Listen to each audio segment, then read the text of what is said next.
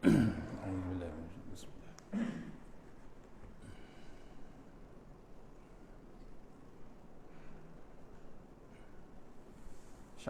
Assalamualaikum warahmatullahi wabarakatuh. Alhamdulillah, wassalatu wassalamu ala asyrafil mursalin wa ala alihi washabbihi ajma'in. A'udzu billahi minan nar min syarril kufar min ghadabil jabbar wal izzatu lillahi wa rasulih. Allahumma ghnina bihalal haram wa sibab bismika Allahumma ya daim ya hayyu ya fardu ya witr ya ahad ya samad. Allahumma shalli ala Muhammad wa ala ali Muhammad. Bismillahirrahmanirrahim. Rabbi shrah li sadri wa yassir li amri wa min lisani yafqahu qawli. Wa ya ibadallah ittaqullah usikum wa iyaya bittaqullah faqad fazal muttaqun. Allah ta'ala inna hikmataka wa anshur alaina min hazaimatika ya arhamar rahimin.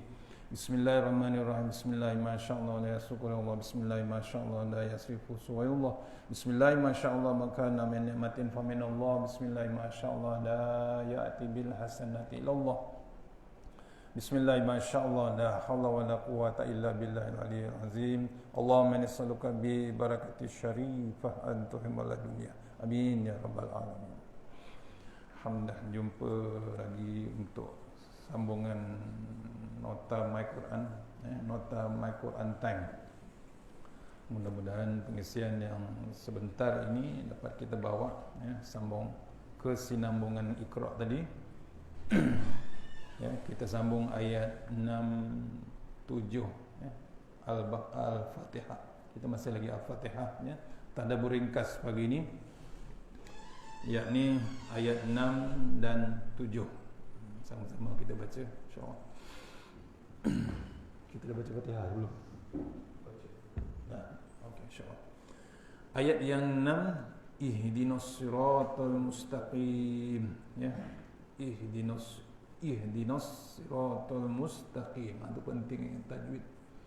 Tajwid ni melengkapkan sebutan kita pasal kita baca untuk harian kita solat.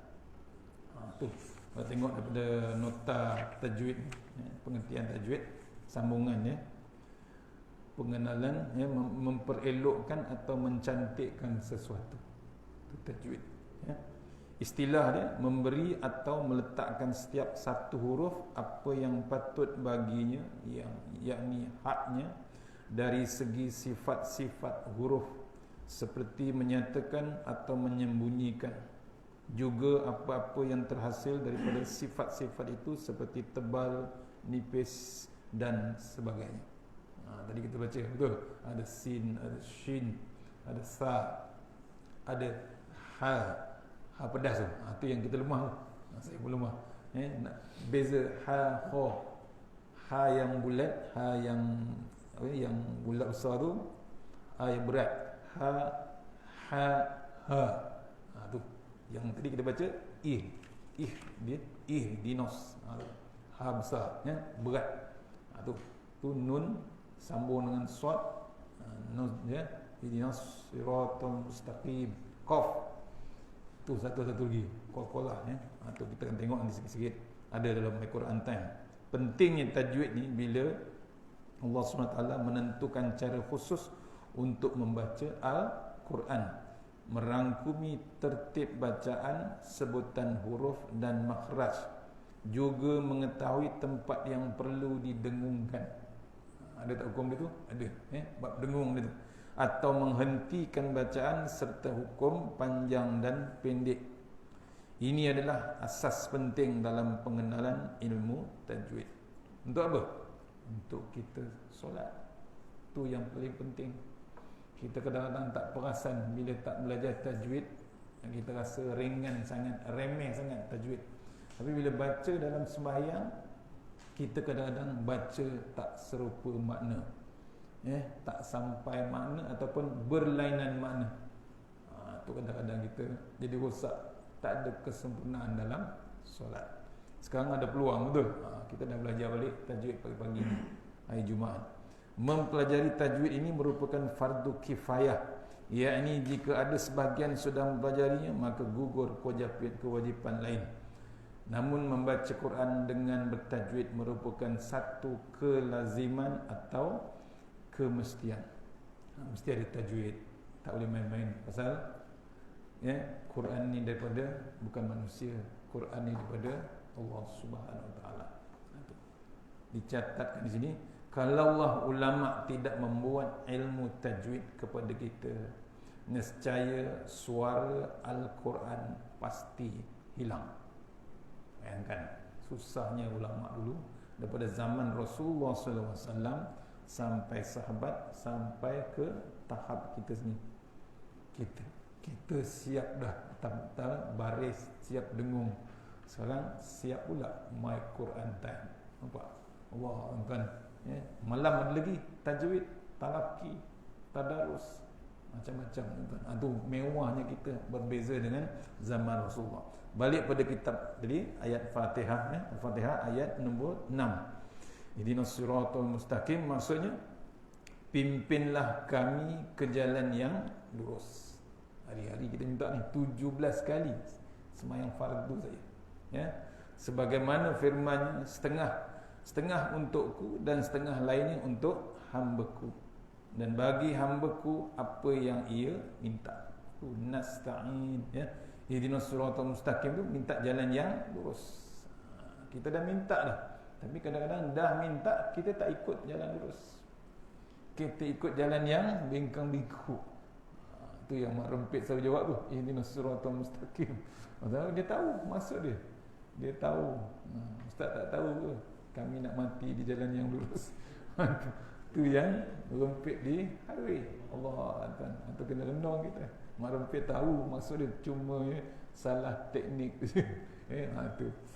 Ayat ini sebenarnya merupakan doa yang dipanjatkan setelah hamba Allah mempersembahkan segala pujian kepada Allah Subhanahu Wa Taala.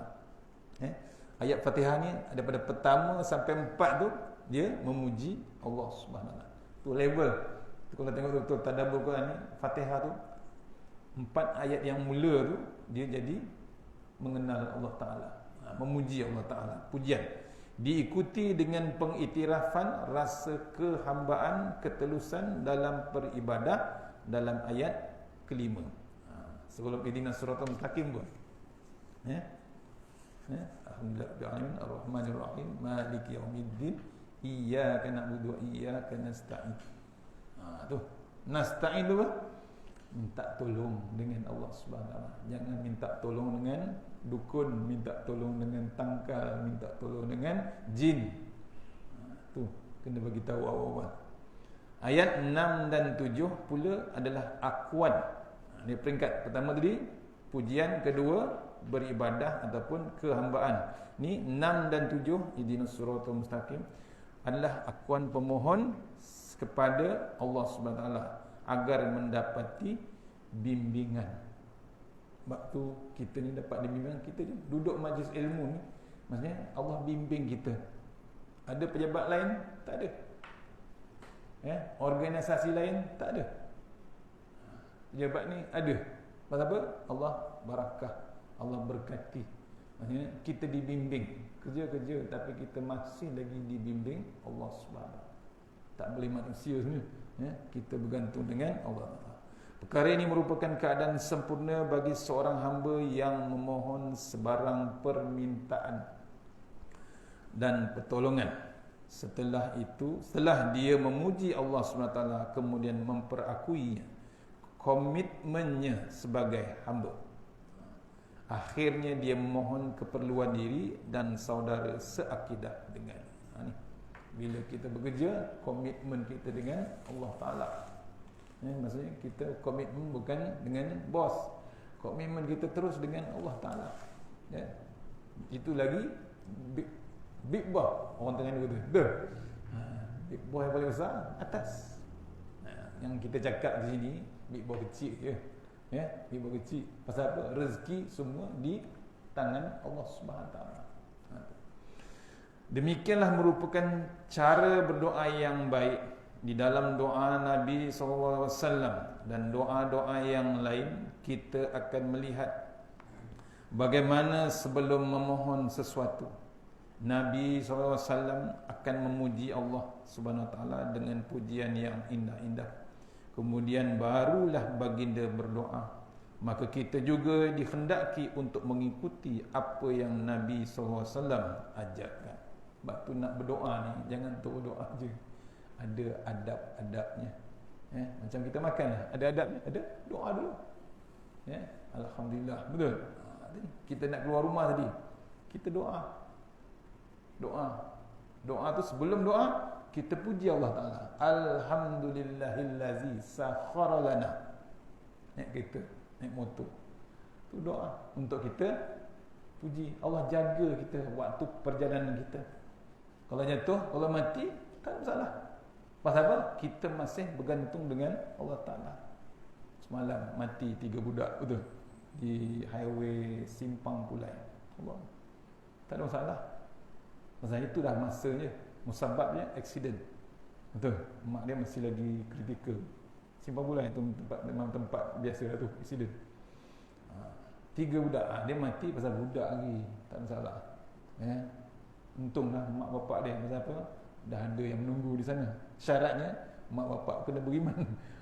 Kalau mak bapak maksiat payah juga. Dia syaratnya beriman, yakin dengan Allah. Tu musabab, Maksudnya kita nak berdoa mesti puji Big Boss dulu. Jangan kita terus minta, tak boleh lah. Tak boleh, kena puji tu. Ni Allah Taala kita puji, apalagi manusia. Surah Fatihah ayat ke-6 ini adalah satu permohonan dan ia merupakan sebuah doa yang besar. Nabi SAW juga telah mengajar kita satu doa yang maknanya hampir sama dengannya. Kalau ada ni boleh snap dia. Allahumma inni as'aluka huda wat-tuqa wal iffata wal ghina.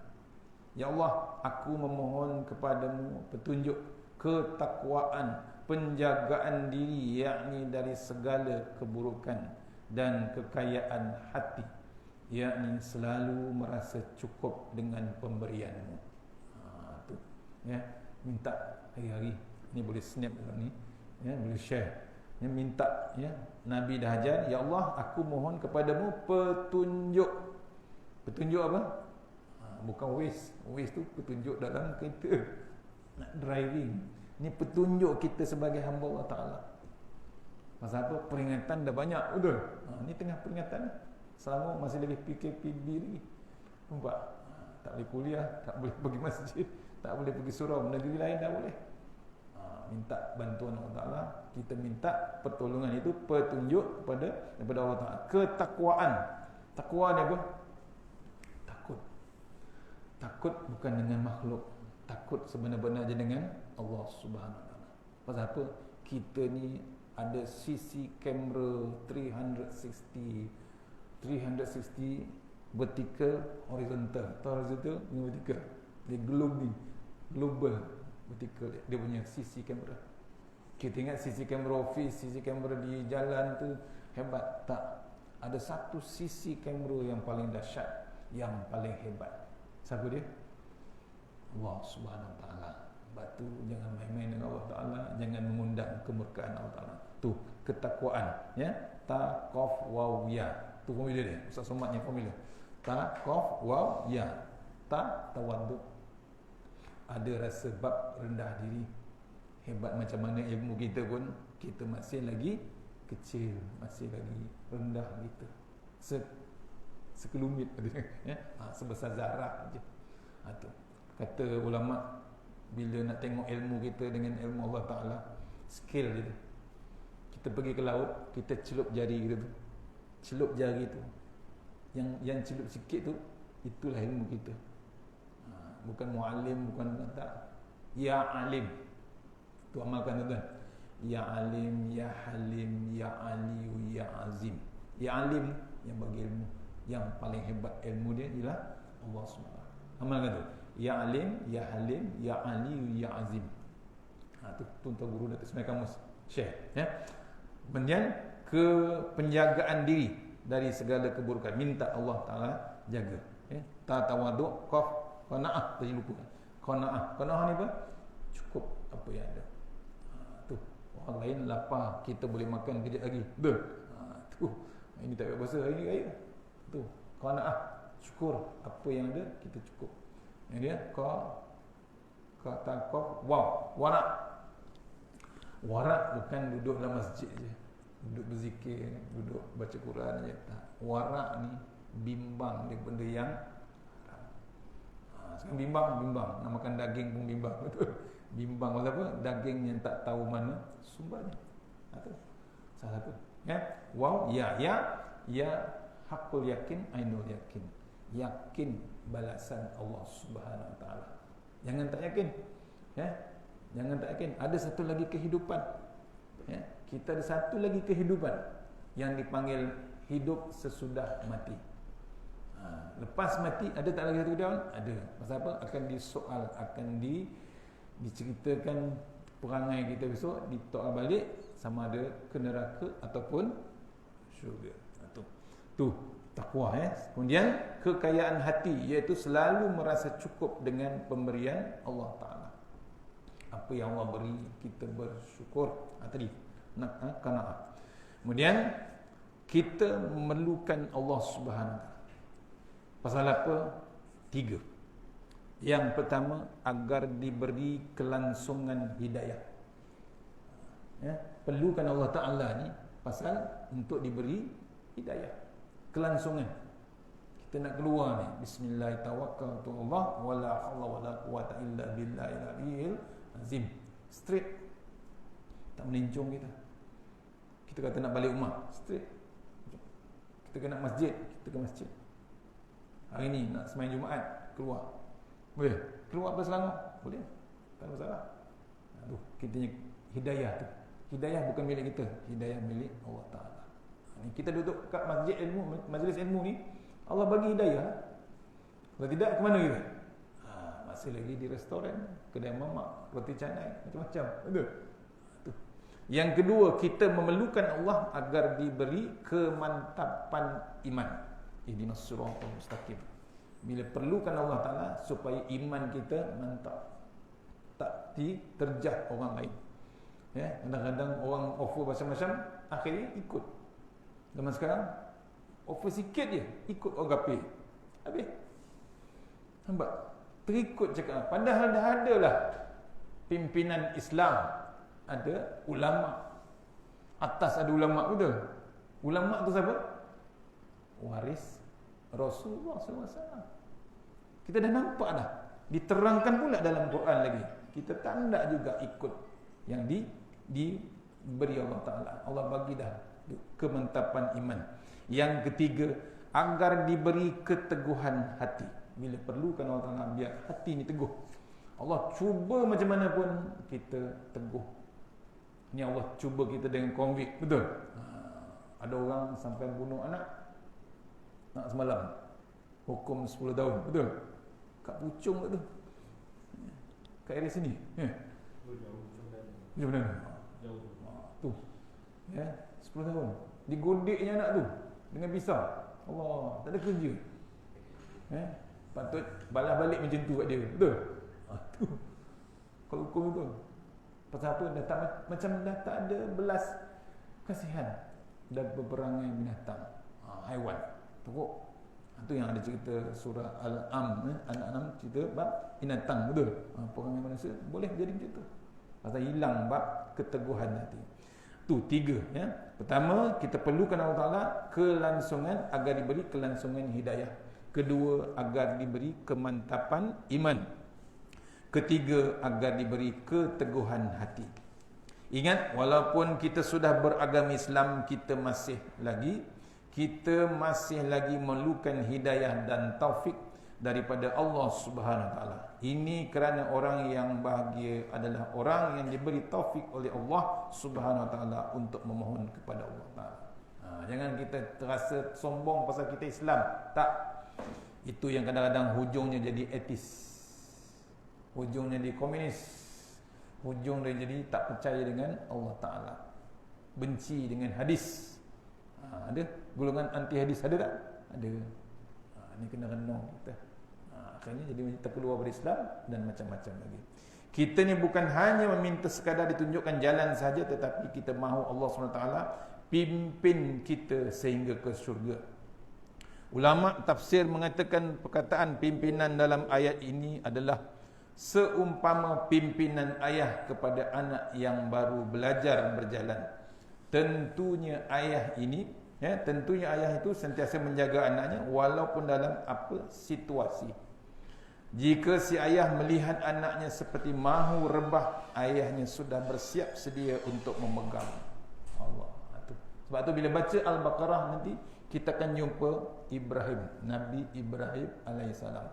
Macam mana Quran ceritakan macam mana Nabi Ibrahim tu memimpin keluarga, memimpin kaum dia kepada Allah SWT. Nabi Ibrahim. Macam mana dia didik anak dia. Siapa nama anak dia? Ismail alaihissalam. Nampak? Itu sampai dia boleh korbankan diri dia.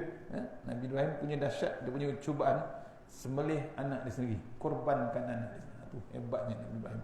Kita berharap semoga Allah SWT terus memperkenankan doa kita untuk berada di jalan yang lurus dan tidak selainnya. Itu, ya. Kemudian sekali, siratal ladzina an'amta 'alaihim ghairil maghdubi 'alaihim waladdallin. Him bukan him. Orang Melayu, orang Jawa him. Silap ni, bukan salah. Him. Ya, itu.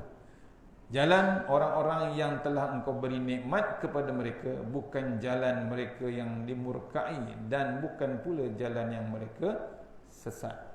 Ni penting tahu makna Fatihah. Itu salah satu portion untuk kita khusyuk dalam solat. Ayat ini menjelaskan, menjelaskan apakah jalan lurus seperti yang telah disebutkan dalam sebelum ayat ini, supaya benar-benar jelas dan tidak ada yang salah guna, supaya tidak ada dengan senang mendakwa jalan mereka yang paling lurus. Tadi Mak Rempit dia salah guna, nak mati jalan yang lurus tu yang berlumba highway, dia tak main lumba yang kona-kona. So masuk track F1 tak mahu dia, takut dia, betul. Dia nak yang lurus. Allah teruk tu. Memang ramai bergelar Muslim mengatakan jalan mereka jalan yang lurus, sehingga kita jadi keliru. Jadi bagaimana hendak tahu siapakah sebenarnya berada di atas jalan yang lurus itu? Sebenarnya Allah SWT telah mengajar kita melalui ayat ini untuk membandingkan jalan itu dengan jalan orang yang dahulu yang telah selamat. Ada contoh dulu, kaum Nabi Nuh, Nabi Ibrahim, Nabi Saleh, Nabi Ayub, semua dia dah contoh. Kita kaum yang last sekali, itu Rasulullah SAW. Ini kerana mereka telah melalui jalan yang itu, telah mendapat pujian daripada Allah Subhanahu Wa Taala dalam ayat ini.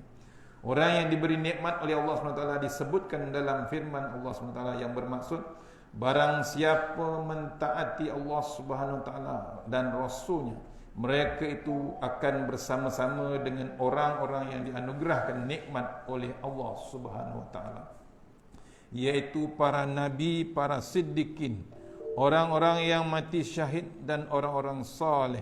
Dan mereka itulah teman sebaik-baiknya. Semuanya itu adalah kurniaan dari Allah SWT. Allah Maha mengetahui.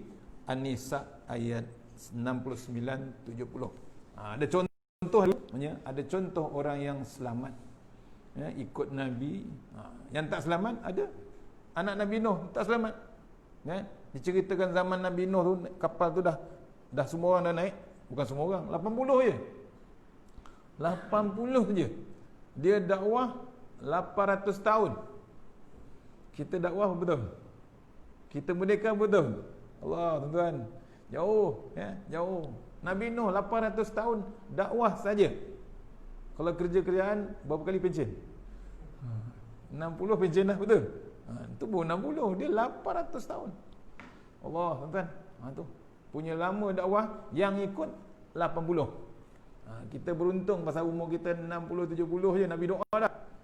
Kalau bayangkan kalau umur kita sama zaman umat Nabi Nuh, apa jadi? Tak berhenti kerja, betul? Tak berhenti. Praktikal tak tahu berapa lama. Tu contoh. Tak. Tu Nabi Nuh tengah tenggelam tu, air naik dari kapal laut, kapal dan orang yang 80 naik, yang lain tu ada ibu, ada orang perempuan tu dokong anak dia. Nabi Nuh panggil lah. Anak dia pun dia panggil, tak nak lari ke bukit. Ceritakan oleh Tuan Guru Ismail Kamus, ada seorang perempuan tu dokong anaknya, dipanggil untuk ke kapal. Tak nak juga. Dokong anak dia ke dada, air naik sampai ke pinggang. Bila air naik sampai ke bahu, dijenjeng anak dia atas bahu. Tapi akhirnya menjadi tenggelam tak? Tenggelam. Tu kita jangan sampai macam tu. Dah Allah hantar Nabi dah. Dah Allah hantarkan kitab dah.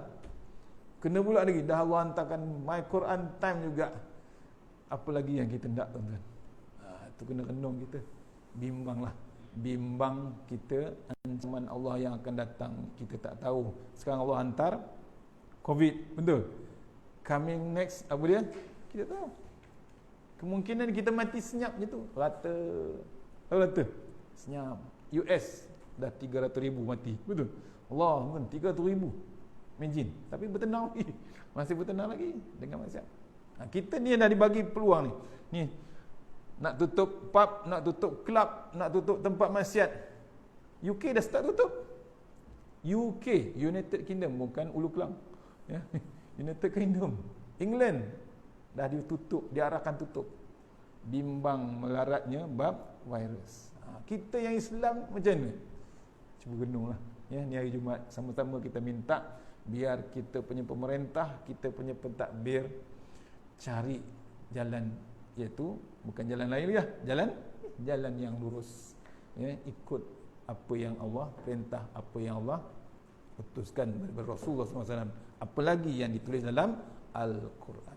InsyaAllah takat tugut hari ini habis ayat 6-7. Kita akan jumpa lagi InsyaAllah next week, ya, akan ayat yang seterusnya 8-9 insyaAllah, 7 ayatnya seterusnya Al-Baqarah kot, ya. Tu insyaAllah. Mudah-mudahan pengisian hari ini dapat kita bawa menghadap Allah Ta'ala yang baik, terbaik terus daripada Allah Ta'ala, yang lemah daripada saya sendiri. Kita tutup dengan majlis Al-Fatihah. A'udzubillahi minasyaitanir. Bismillahirrahmanirrahim. Alhamdulillah. Iyyaka na'budu wa iyyaka nasta'in. Shiratal ladzina an'amta 'alaihim ghairil maghdubi 'alaihim waladdallin. A'udzubillahi minasyaitanir rajim. Bismillahirrahmanirrahim. Allahumma tawwil a'marana wa sahih jasadana wa nawwir qulubana wa sabbit imanana wa ahsin a'malana wa wasi' arzaqana wa ilal khairi qaribna wa anis syarri minna wa qdi hawajina fid din wa dunya wal akhirah. Ya Allah, panjangkan umur kami, sihatkan badan kami, terangkan hati kami, tetapkan iman kami, elokkan amalan kami, luaskan rezeki kami, dekatkan kami kepada kebajikan, jauhkan kami daripada kejahatan, tunaikan hajat kami. Allahumma anta rabbi la ilaha illa anta khalaqtani wa ala hadika wa hadika mastata'tu a'udzubika min syarri ma sana'tu abulaka bi ni'matika alayya wa bi dzambi faghfir li fa innahu dzunuba illa anta tasanna bil jabbar wa tasanna malakut allazi la yamut isrif anna al bala wal waba innaka ala kulli syai'in qadir wa sallallahu alaihi wasallam walhamdulillahi rabbil alamin. Assalamualaikum warahmatullahi wabarakatuh.